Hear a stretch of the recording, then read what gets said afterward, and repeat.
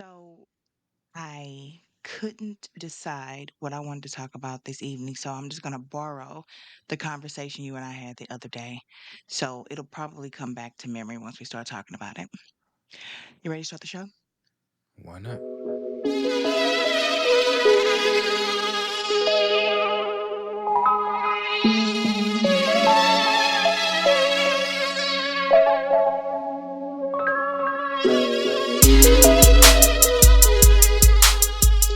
Hey everyone, welcome to or welcome back to One Man and One Woman, the podcast. I am one half of your co hosts, Tara Michelle. And I'm the other half. I tried not to hit the whatever double S you be claiming, but I It's about can't forward and help it. about like you're the only person I know with a rolling S. Like I didn't know you could do that, but you got rolling S's. Yeah, I'm your other I co-host, tried. J. I Flan. tried so hard. Yeah, Jet Flan, the bully of the show. You got for those of you who've been around, you know what I'm talking about. For those of you who are new, you'll find out, figure it out. Yeah, Sensitive thugs, man. Sensitive thugs. facts, facts. We were having a conversation the other day. I forget how the conversation started, but it's usually based off some reel or something I have sent you or you've sent me or something that we've seen on the internet. And I think everything is a good fit for this show. So I always want to talk about it. But you said something similar to women use sex for love and men use love for sex. Explain that to the slow people in the back. I mean, that's just like the impression of things I was given uh, coming up. Like that, what women wanted was to be loved. They didn't necessarily. Like I think I came from a school of thought where I was a grown ass man before I really understood that women wanted sex too, and it wasn't just some favor they were doing, for me in exchange for love. But that's kind of the way it was sold to me. That like women are out wanting love, and they use sex as the bait to get that, and men are out chasing sex. And if love is the price we have to pay, then so be it. Okay, so when I break that down, it seems to me like it's the idea of love that a man is giving in order for him to get the sex because you can't force yourself to love a woman just because you want her panties. So it seems a little deceitful on On the both the male sides. side of things. On both sides. I think that for if with your interpretation that you just gave me, I think that women are taught, like we talk often about what little boys were taught or weren't taught and how that differs from little girls, of course, or how it used to. I'm not sure that parents are teaching their kids anything these days because it's a mess out here. But there was a time when little girls were taught to be wives and mothers, and little boys were taught to sow their wild oats. And then when they were done having fun, go find somebody to be a wife and a mother to their offspring. Um, when I think about women using sex to get love, that's what we're told men want, what they need. I grew up being taught that once I'm married, I belong to my husband, and therefore, unless it's a medical issue, I should not be denying him sex. Like that is his right. And I was only born in 1980. I wasn't born in the 20s, the 30s, or 40s, where you would think that something like that would be more prevalent, which I'm sure it was more prevalent, but it still was happening then. And I know a lot of women who still, teach that now. It's like it's a part of being in the relationship. You're supposed to be a helpmeet. That's something that they love and crave and need and desire. So give it to them. So this that we're going to talk about tonight is probably going to be coming from a lot of just bad information given from throughout the generations, and we're still holding on to some of it. We've in a sickening fashion, really messed a lot of it up. What the true meaning of it is so distorted now. But um what so we based on what you just said, basically a man's motivation is sex and a woman's motivation is love, speaking for men. I don't want us to take that statement as fact or my stance on anything. I'm saying that's like the prevalent idea and what I was taught. Right. And that's pretty much what tonight's going to be in general because you're literally going to be speaking for all men. And when I respond, I'll be speaking for all women. When we know that we're not a representation of all of anyone, hell, there may not be anybody on the planet who agrees with us. I doubt that. The likelihood of that is very, you know. But what do you think right now, from your perspective? What is a man's motivation when it comes to women? Not a Um, boy, but a man who is a particular age. I'm talking about the grown folks. What is, and he finds himself single. What is his motivation for a woman? uh, I You mean, think? I will only speak for me on this one, just because I know I don't represent a lot of dudes, or what seems to be a lot of dudes. But and I can only speak from that. I know what I'm looking for is a companion, like just someone to share my life with. I want, when something good happens, to have somebody I know I want to call and talk to about. And when something bad happens, know I want to call, or go sit with and go talk to feel better about it. I just want a companion. You know, sex is overrated to me. It's nice to have. Definitely want it if I'm going to be in a relationship, but it's not enough. That's not a driving force for me anymore. I just, yeah, companionship. Sex is overrated is wild.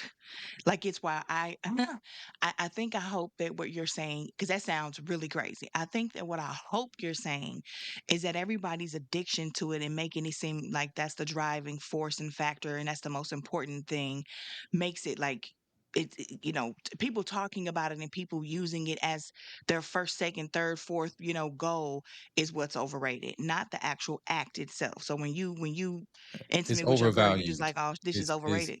it's overvalued. Would you take that as a better stance? It's overvalued. We place way too much importance on it. Yes, yes. The oversaturated, video, the video realm and the music realm and movies, TV, even commercials. Now they have condom commercials that come on at 5 or 6 o'clock in the evening, when that used to be stuff that was saved for like after 9 o'clock when we were kids. So it's a different world. And yes, I that's why I thought you meant, but it just sounded crazy when it first came out to me. Okay, so for me, I think the same thing. Like, I'm 44 years old, so I'm, eh, I want it to still work. I know it's a lot of men out here running around here with ED, and that would definitely, because sex is very important to me inside of a relationship. I know that it has healing properties, medically, studies. You release this, you release that, you heal this, you heal that. So it's still a very important part of the relationship, but it isn't. Like, I'm not walking out of the house looking for someone going, "Hey, are you good in bed?" Like, that's not going to be the first question that I ask. Are you a good person? What's your moral compass? Do you believe in God? Like, come on, those types of things. But it is important. So I ain't finna sit up and act like it's not. Um, but I agree with you. I think I want a companion. I want someone to grow old with. I have children, and eventually they're going to be out living their own lives. I don't want to be the mother that follows them everywhere that they go and can't let go. So I need someone and something to be able to do once, they leave and go to college. I think I got like 7 years left, 7, 8 years left before all four of my kids will be out of the house. And I don't want to be alone when that happens. So a companion, someone to spend the rest of my life with, someone to travel the world with, explore, laugh with, it just, yeah. So I agree. Something or someone to do. That's what she said, people. That's what she said. Wow. I'll take it. That's fine. I'll accept that. What do you think men want from, did I already ask that question? No. What do you think men want from a relationship with a woman? I know you want a companion, but in the terms of making somebody officially yours, it can't just be that she's your companion. I mean, to me, a companion encompasses a lot, but I want something that does not disrupt my peace, that adds um, to my peace. Yeah, I want consistent sex. I want to make that needs to be on deck, on supply. Um, but yeah, I just just somebody to be able to exist with. I can exist with you if existing with you is a peaceful, calming, relaxing space for me, and then yeah, that's it. Really, I don't know how to go more What in do you depth. think women want from a relationship? I think I think we're still in the era where a lot of women are looking for safety, and they're looking for a protector, provider. Women do want love. They want the romance. They want sex. Hmm. I don't know. What else? What am I missing? I mean, that's pretty much it. I think we want everything that we were told a relationship and a marriage were supposed to be. And I know there are a lot of women out here who don't want marriage anymore, who don't even like men, and who want to focus on their careers, like Oprah, and maybe have a Stedman, maybe not. It doesn't really matter that much to them. But speaking for the women who do want a relationship, yes, we want all that. We want the love, we want the romance, the honesty. We want to feel safe with you emotionally, mentally, some of us physically, others of us are, you know, not tripping off of the whole, unless you out here just straight gang banging and stuff, safety for us is usually more of a I can be who I am with you and I know you got me covered. Then, I want you to be a walking bulletproof vest for me. You got some rah-rah chicks out here and y'all need to stay away from them. But for those who love you, they're not going to put you in dangerous situations. And I think we definitely want providers. We are living in a world right now where things seem to be completely out of control, and we want that safety net. We want somebody who we know no matter what happens, they're going to take care of whatever the situation is. Whether the roof is leaking and he can fix that, something's going on with the car and he can fix that. Like we like men who show up and show us that they're handy. They can do something other than just sit there and request sandwiches and watch football and play Madden. It's a lot of anger Okay, in that. my next question is Um, you and I have talked about this. There have been several reels that I've seen from shits and giggles, and I'm starting to feel bad for men, to be honest. I think there are a lot of things that are happening that we as women don't understand the magnitude of what we say, where we say it, and how we say it. I think that a lot of women are being influenced by other women who should not be influencers, and it's causing a mess. So what is something you believe men have bought into because it's been so widely spread, but it may actually not be true? Uh, that she wants you to go all night, and that coming fast is a problem. I think I think I've learned recently that both of those things are not the big deal we thought they were. In fact, they can get you in a Yeah. lot of trouble. You try too hard, you end up in a lot of trouble, fellas. So just relax. Yeah, Relax. somebody, all the people in St. Louis are always talking about something about honey packs. I still haven't gotten down to the nitty gritty of what that is. All I know is you supposedly get them from a gas station. Dudes are using them. I think it's a performance enhancer, and a lot of them are getting ED from it. So, to anybody listening, you might want to stop taking stuff that you buy at the gas station for performance enhancement. But But beyond that, fellas, I didn't know you could get in trouble for not coming fast enough. I didn't know that was a thing that can happen, but it can happen. So just relax and just play the game.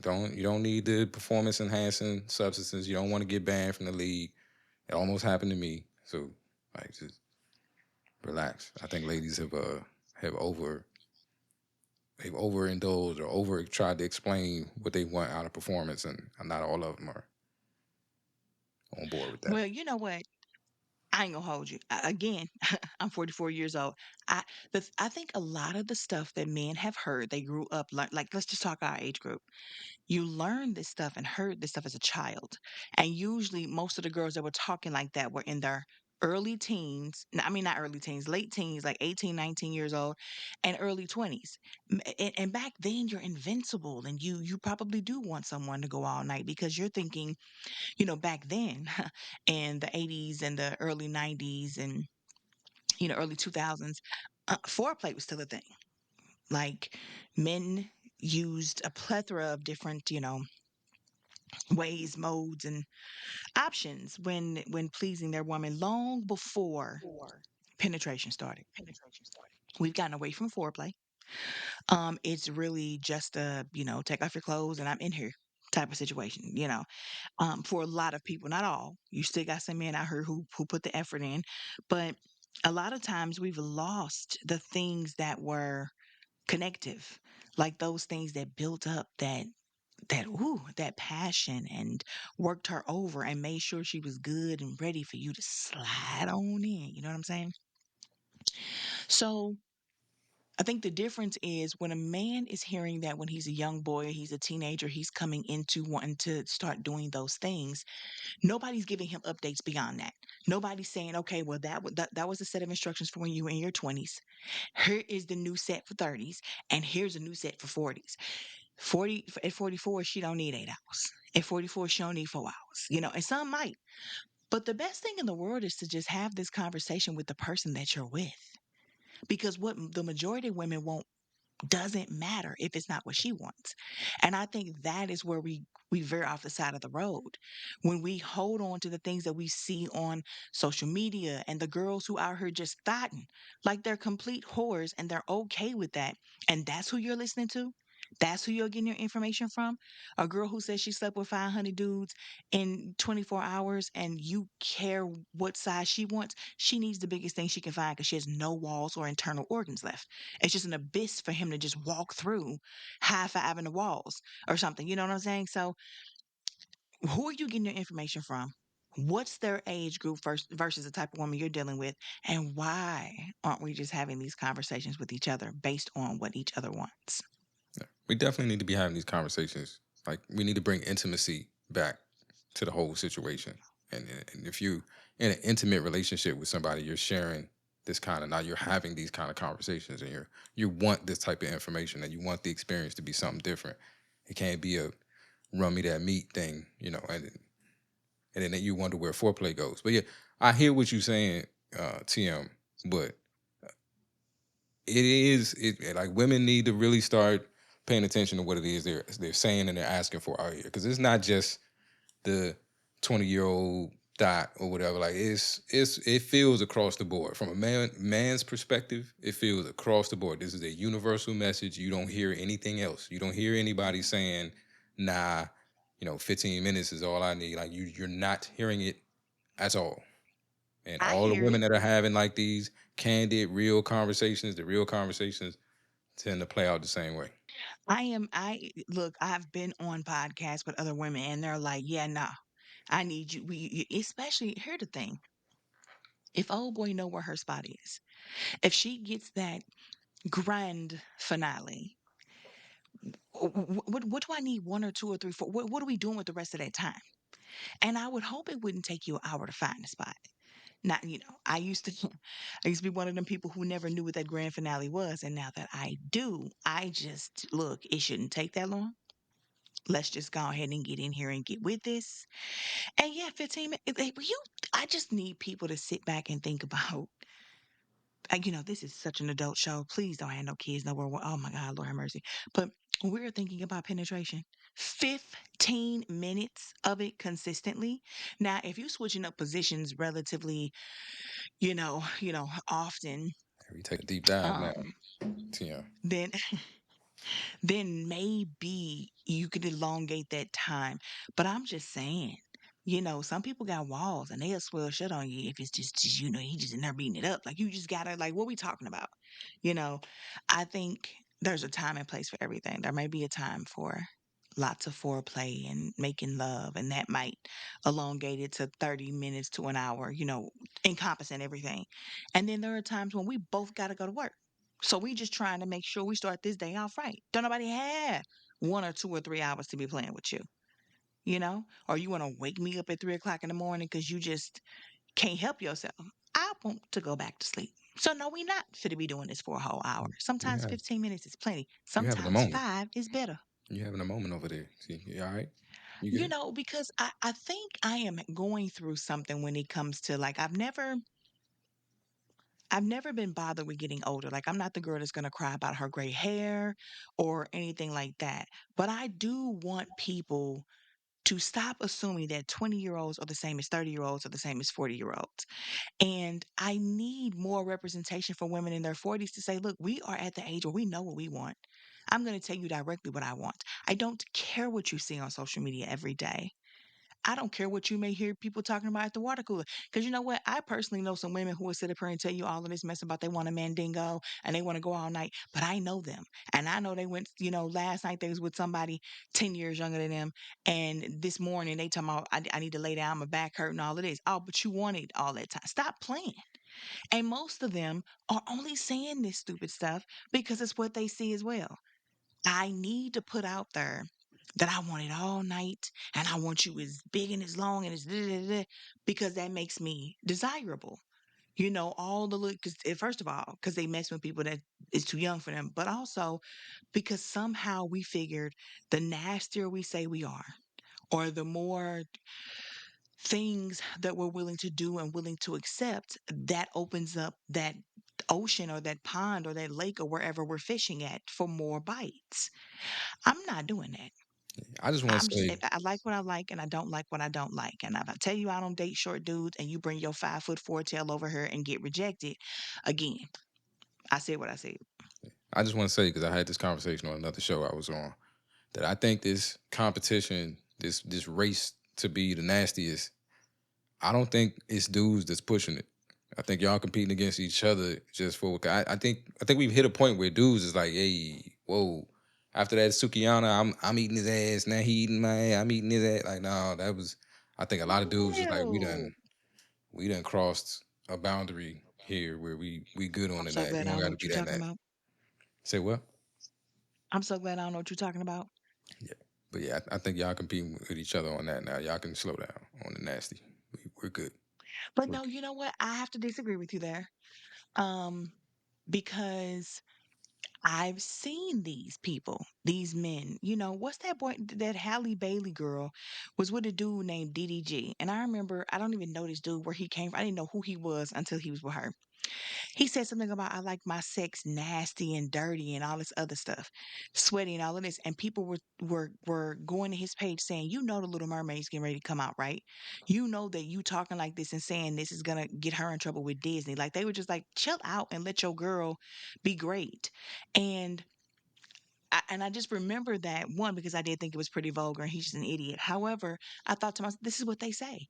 If you listen to the rap lyrics, I mean, If you dudes listen to the rap about women's rap passing lyric up on the versus the good girl, because her friend was nasty.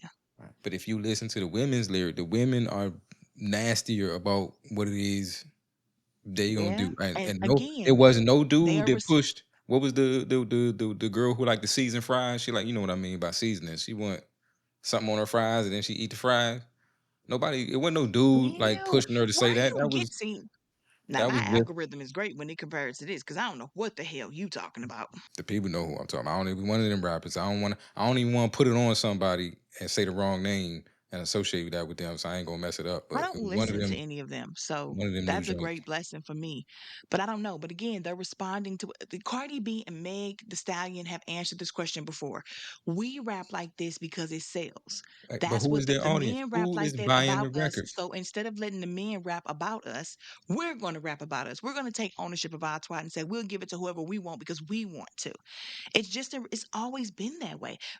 Women have always been expendable, easy sluts, and the people to just dump Who all no, over in rap music. who are Nicki Minaj and what's the other Sexy Red and what's the other one I'm thinking Cardi B? Who are their biggest fans? It's not dudes.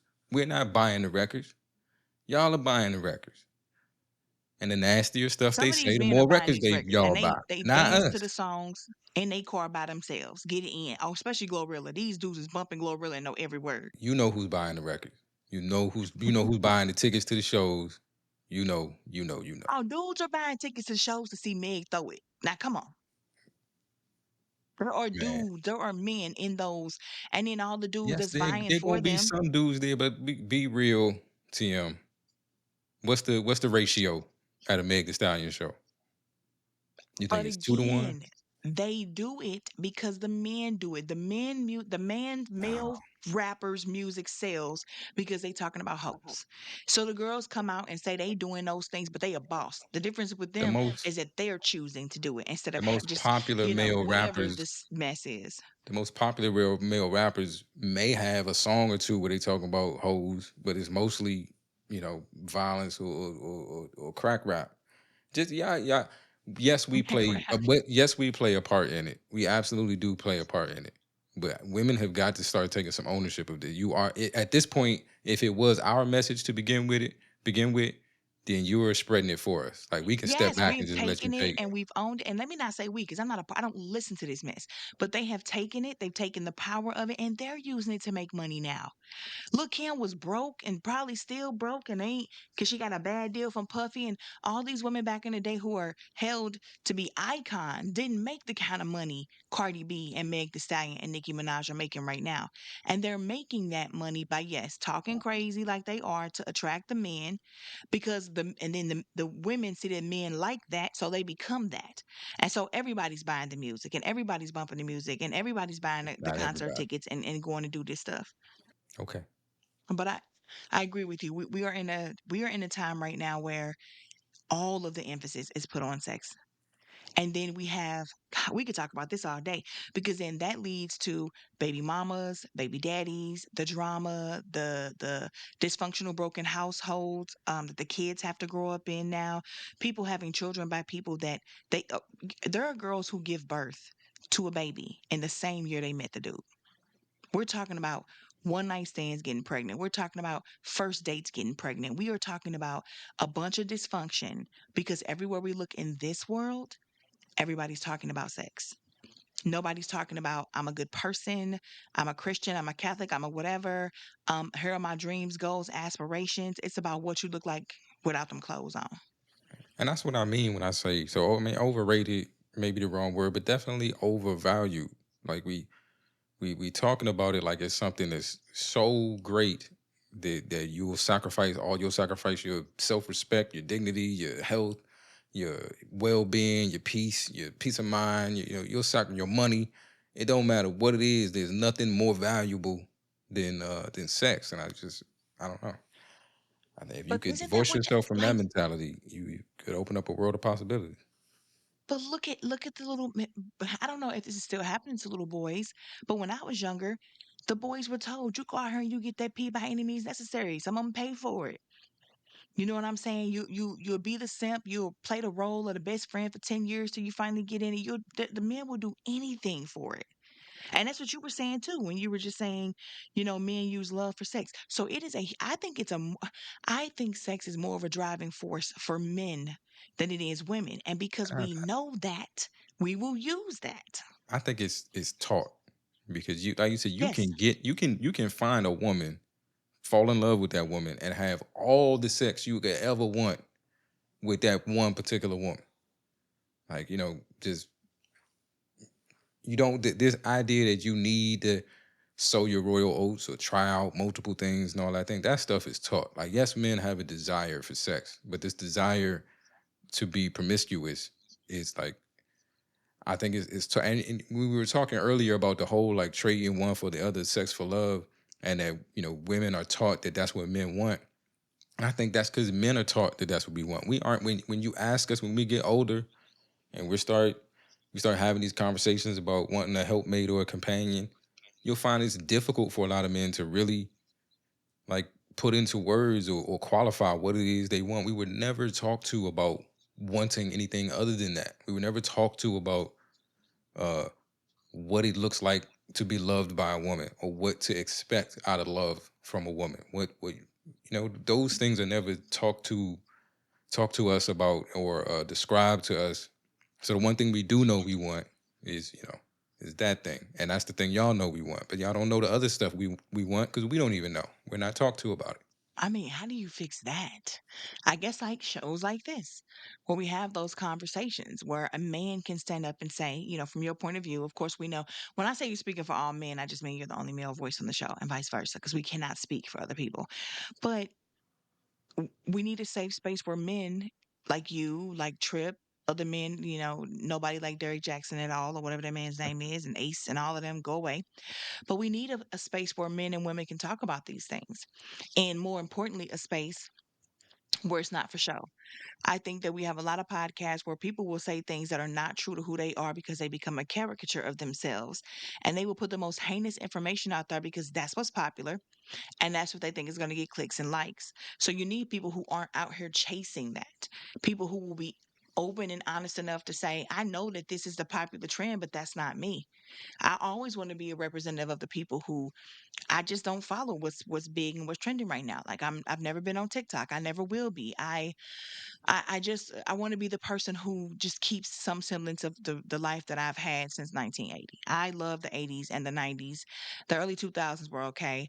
But the state of the world right now bothers me. So I take pride in being uniquely me.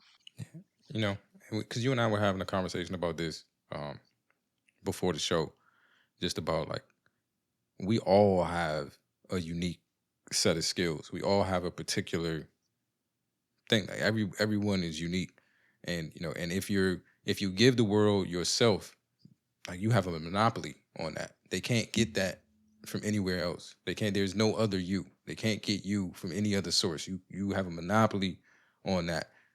When you're trying to be something else or when you're conforming, you know, I can get that from one of any other million places. But you are distinctly unique and you're the only source of you. And that makes you valuable. So Yes, embrace that please value. listen to that, people. You are valuable the more unique you are. There's no need to want to be a dime a dozen or like cookie cutter, Stepford wife. That's not what you should be striving to be. And your person will find you. Your people will find you. Your friends, your associates, your spouse, your significant other. The people, when you're authentically who you are, and people are attracted to that, then you know that they're attracted to you. Not some caricature you've made up, not some fantasy that you made up, but literally you. So you don't ever have to be anything other than you. And I can't think of a more peaceful mindset to be in than to know, like it's like us women when we go out and we have on sweatpants and a t-shirt or jeans and a t-shirt, hair up in the bun, wasn't worried about looking cute, and some dude approach you and you're like, oh, he really is attracted to me. There's no makeup here. There's no pretense. He saw me and was like, yeah. And so that just gives you a little bit more of a calming factor versus when you meet somebody at the club when you was to the nines or to the tens or whatever they say these days. Beat face, everything snatched with your little body stuff that y'all be wearing up under y'all clothes and, all of that. And it's like, what's he going to say when he sees me in the morning, though? So I think that's the thing. Authenticity should always be what you're striving for. Because if you're not being authentic, then that person didn't really fall for you. They fell for the facade or the fantasy that you were selling. And now you got to try to keep that crap up. I just don't have time. I just, when you think about it, and this is me, I'm gonna go far out there real quick. So I don't brace yourself. But every millisecond in the history of the existence of the universe had to happen exactly the way it happened for you to exist now. And every millisecond of time that is going to exist after this moment is anchored on what you do right now. You change the future with every step you take. And everything that happened in history had to happen for you to exist. None of that happens out of happenstance. We're all here for a reason. We're all necessary, and we're all necessary as we are. So, give the world the gift that you were, put here to be. Aw, that's so sweet. Aw. So this is like the second time we've come across something like this in shows that we've done. Because when we did, what was our first episode? The Virgin? No, it was the Virgin Boy. Bad Boys. So we ended up talking about how a lot of times the stuff that men do, how they react, what they become, who they, you know, portray themselves to be, is based off of what we have inadvertently or sometimes even directly taught them we're looking for. We want the tough guy. We want the bad boy. So they become that to please us.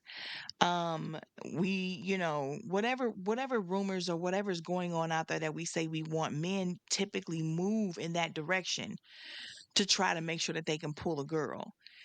And now we're back to this same conversation where we're just talking about what women are saying and what men are saying on the internet and in these open spaces is what the other person or what the other sex is vying to be. without actually talking to the person they're interested in. And I can see how this could happen because let's just think about it. Let's say you're a young guy and you're trying to get a girl. Well, you don't have a girl right now to talk to. So you're going to pick up whatever you can from social media, become that, and then think that's what you're supposed to do to go and get her. So this is why we keep ending up in these situations where we are teaching each other or learning what we think we're supposed to be for each other from random people who will just say anything on the internet. And if you're one And of then those random sometimes you do people, have bad family members who give out terrible information. Like these young girls who tell their daughters, go get the bag by any means necessary, go get pregnant by somebody with a lot of money, as if they don't feel like their daughters could actually be successful on their own. and if you are one of those random people on the internet, just be careful what you say. It has real world consequence. It does, just like faking orgasms does, ladies. I've did it for years.